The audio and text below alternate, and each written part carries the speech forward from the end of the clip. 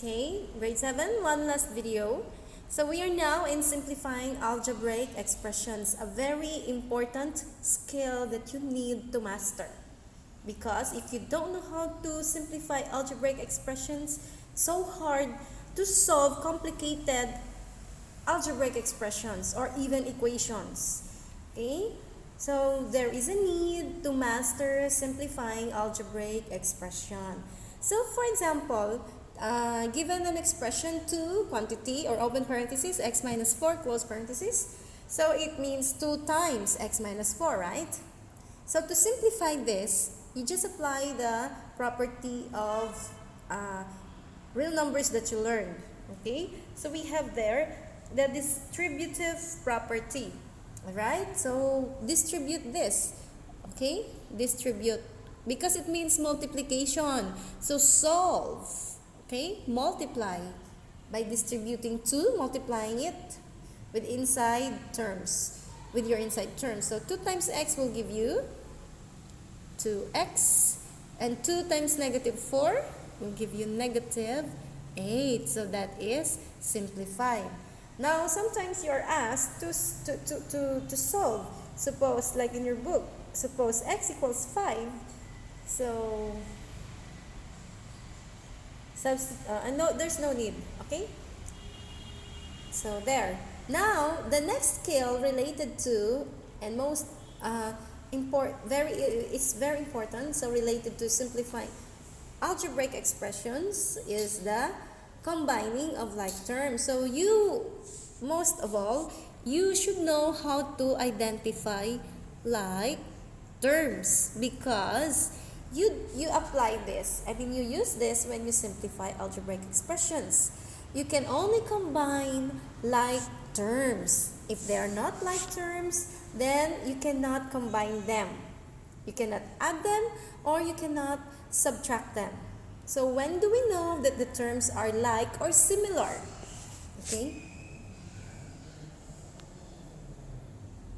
Say for example, 3x, 4x squared, negative 5x, and 7. Which of these do you think are like terms? Okay? So let's have 3x and negative 5x. Okay? 4x squared is different. 7 is different. Okay?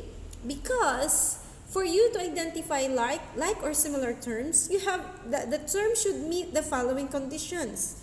They should have the same variables. Alright? The same variables, like x and x here. The same exponent. It should have the same exponent. In this, the exponent of x is 1. 1 here and 1 here. Here, it's 4x squared. Your exponent is already 2. That's why it may be x, but they are not the same. Okay? Because it should have the same exponent, regardless of the numerical coefficient. Okay? So these two conditions should be met to identify or classify terms that are like or similar. Should have the same variables, should have the same exponents. Not one of them should be left behind. Okay? Okay. So that in our second and last example, it's in your book on page 205. Try this activity below. So 3x squared minus x squared plus x minus 2x plus 6. So how do you simplify this? So first, what did we discuss a while ago? That we look for variables that have the same exponents. Here, there's no problem because all of them except for 6, all the variables are x. Alright, just group the variables that are the same. So here, all x's, so no problem. Oh, by the way, please don't forget that since we are now in algebra, please don't use x as your multiplication symbol. Okay, because if you are in algebra, x is a variable. Use dot or parentheses. Okay?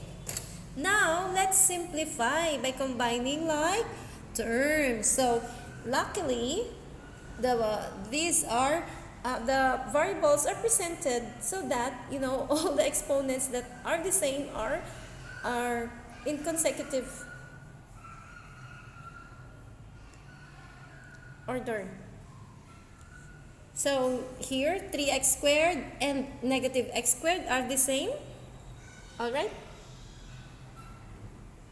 So the numerical here is 3, but here the numerical is negative 1. So 3 and negative 1 will give you 2. So 3 minus 1 will give you 2, and copy your variable and its exponent. Alright? If you notice, this is my technique, underlining. Now that's finished. I go to excess. So I will use 2 underlines. So this is paired with this. They are the same. So positive 1x minus 2x. So 1 minus 2 will give you negative 1x. Or just simply write negative x. Okay? And lastly, since it has no partner, there's only one constant term, so just copy the 6. Okay?